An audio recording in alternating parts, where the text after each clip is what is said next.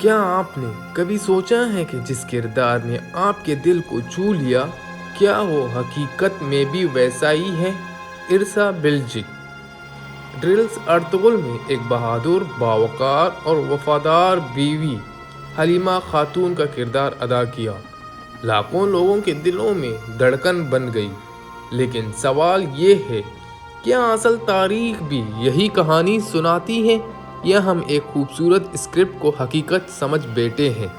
آج ہم ڈرامے کی چمک دمک سے پردہ ہٹائیں گے اور 13ویں صدی کی بے رحم حقیقت سامنا کریں گے۔ ڈرامے کی حلیمہ خاتون۔ ڈرامے میں ہمیں ایک ایسی شہزادی دکھائی جاتی ہے جو سلجوق شاہی خاندان سے تعلق رکھتی ہے۔ وہ بہادر ہے، گھڑ سوار جانتی ہے، تلوار اٹھاتی ہے، سازشوں کا مقابلہ کرتی ہے اور ارطغرل غازی کے شانہ بشانہ کھڑی نظر آتی ہے۔ وہ صرف ایک بیوی نہیں، ایک مشیر، ایک ماں اور ایک نظریے کی علامت بن کر سامنے آتی ہے۔ مگر کیا تاریخ کے صفحات میں بھی یہی تصویر پیش کرتی ہے؟ اصل تاریخی ذرائع کیا کہتی ہیں؟ یہاں سے حقیقت پیچیدہ ہونا شروع ہوتی ہے۔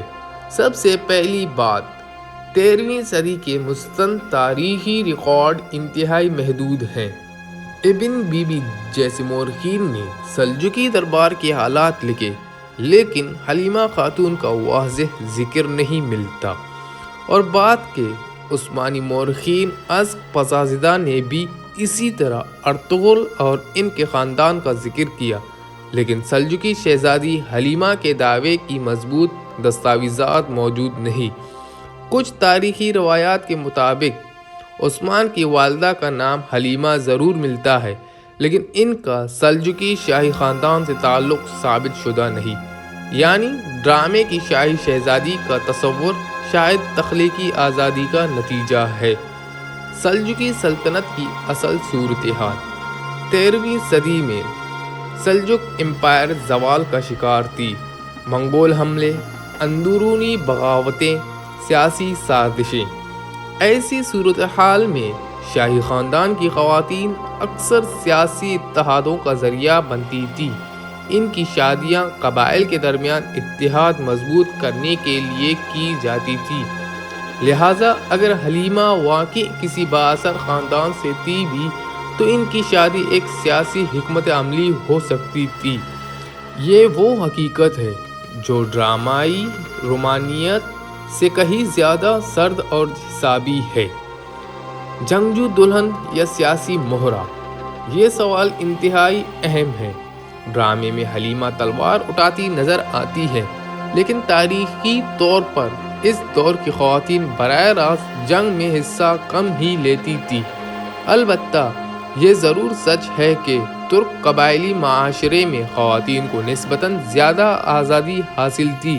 وہ خیموں کے انتظام، مشاورت اور سماجی معاملات میں اہم کردار ادا کرتی تھی، لیکن ایک باقاعدہ جنگجو شہزادی کا تصور زیادہ تر جدید بیانیہ محسوس ہوتا ہے۔ ارطغرل اور سیاسی حقیقت۔ ارطغرل غازی خود ایک سرحدی قبیلے کے سردار تھے۔ ان کی طاقت کا انحصار براہ راست سلطنتی رشتوں پر نہیں بلکہ قبائلی اتحاد، بہادری اور موقع شناسی پر تھا۔ عثمان نے ان کے بیٹے اس بنیاد پر عثمانی سلطنت کی بنیاد رکھی۔ اگر حلیمہ واقعی شاہی خاندان سے ہوتی تو اس کا ذکر زیادہ واضح اور محفوظ ہوتا۔ یہ خاموشی خود ایک سوال ہے۔ ڈرامہ کیوں بدلا گیا؟ ٹی وی سیریز کا مقصد صرف تاریخ سنانا نہیں ہوتا، وہ ایک قومی شناخت، جذبات اور ہیروئزم کو بھی اجاگر کرتی ہے۔ ڈرلز ارطغرل نے جدید ترکی میں اسلامی اور عثمانی ورثے کو نئی زندگی دی۔ ایسے میں ایک مضبوط، باوقار اور شاہی پس منظر رکھنے والی خاتون کا کردار کہانی کو زیادہ پراثر بناتا ہے۔ یہ تاریخ نہیں بلکہ تاریخ سے متاثر بیانیہ ہے۔ سلجوقی ورثے کی اصل حقیقت۔ سلجوق امپائر اپنی آخری دور میں سیاسی کمزوری کا شکار تھی۔ منگولوں کے زیر اثر سلاطین، ٹوٹتے ہوئے صوبے اور طاقت کے لیے کشمکش۔ یہ وہ دنیا تھی جہاں جذبات نہیں طاقت فیصلے کرتی تھی۔ ایسی دنیا میں شادی محبت نہیں، اکثر مفاد کا نام تھی۔ اصل سچ کیا ہے؟ تو کیا حلیمہ خاتون ایک جنگجو شہزادی تھی؟ تاریخ خاموش ہے۔ کیا وہ ایک سیاسی اتحاد کا حصہ تھی؟ ممکن ہے۔ کیا ڈرامے نے حقیقت کو خوبصورت بنایا؟ زیادہ امکان یہی ہے۔ لیکن ایک بات طے ہے، وہ چاہیے جیسے بھی تھے، انہوں نے ایک ایسے بیٹے کو جنم دیا جس نے تاریخ کا رخ بدل دیا۔ تاریخ ہمیشہ سیاہ اور سفید نہیں ہوتی، اس میں بہت سے خالی صفحات ہوتے ہیں، اور انہیں خالی صفحات پر ڈرامے اپنی کہانیاں لکھتے ہیں۔